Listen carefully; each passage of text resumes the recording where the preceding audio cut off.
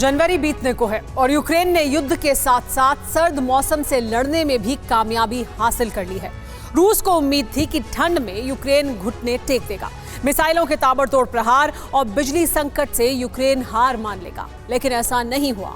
अब फरवरी में मौसम साफ होने के साथ ही यूक्रेन की जमीन पर बारूद की नई ज्वाला धधकने वाली है, क्योंकि फरवरी में दोनों देशों के टैंक आमने सामने होंगे और जमीन पर युद्ध का नया अध्याय शुरू होगा। बस कुछ दिन का इंतजार, फिर यूक्रेन में दिखने वाला है ऐसा ही ताबड़तोड़ प्रहार।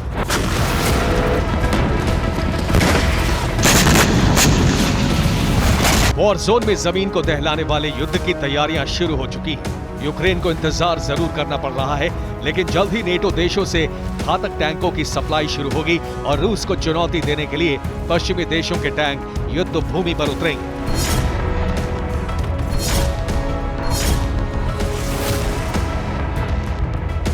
अमेरिका, ब्रिटेन के अलावा कई और छोटे देशों से जल्द यूक्रेन को मदद मिलने वाली है।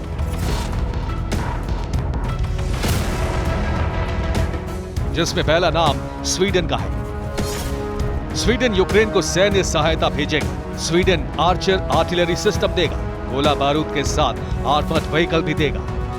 आर्चर आर्टिलरी सिस्टम ये self propelled artillery gun system है। ये 155 mm ऑटोमेटेड हॉवित्जर गन से हमला करता है।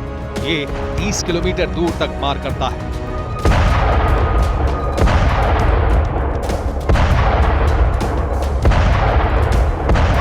यूक्रेन की फायर पावर बढ़ाने के साथ ही स्वीडन से यूक्रेन दुश्मन के टैंक का संहारक भी मिलेगा। इस हथियार का नाम एन-लॉ है। सिर्फ 12.5 किलो वजन के इस हथियार से दुश्मन के टैंक को नष्ट किया जा सकता है।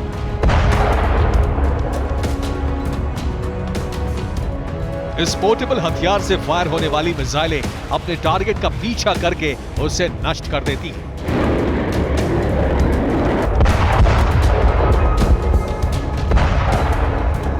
यूक्रेन को फ्रांस से भी टैंक की नई खेप मिलने वाली है। फ्रांस ने पहले भी कई हथियार देने का ऐलान किया है।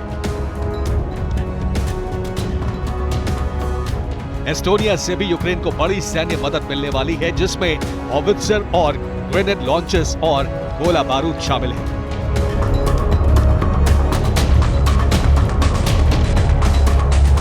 तैयारी रूस ने भी शुरू कर दी है। ब्रिटिश इंटेलिजेंस के मुताबिक रूस यूक्रेन में पश्चिमी देशों के टैंकों से मुकाबले के लिए अपने महाबली T-14 आर्माटा को यूक्रेन भेजने वाला है।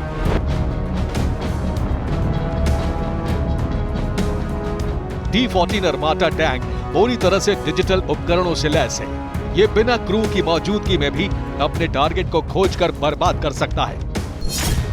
55 टन वजनी इस टैंक की रेंज 5 से 12 किलोमीटर है।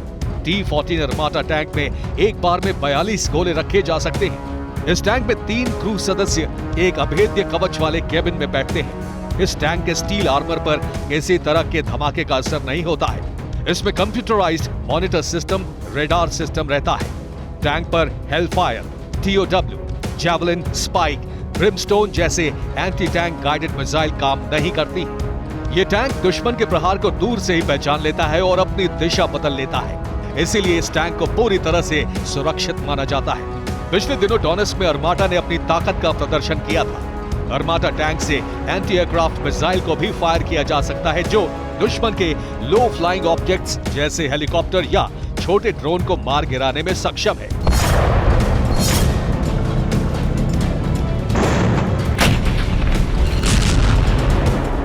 इस टैंक को अमेरिका का अब्राम टक्कर दे सकता है, लेकिन तस्वीर साफ नहीं है कि अमेरिका यूक्रेन को ये टैंक देगा या नहीं।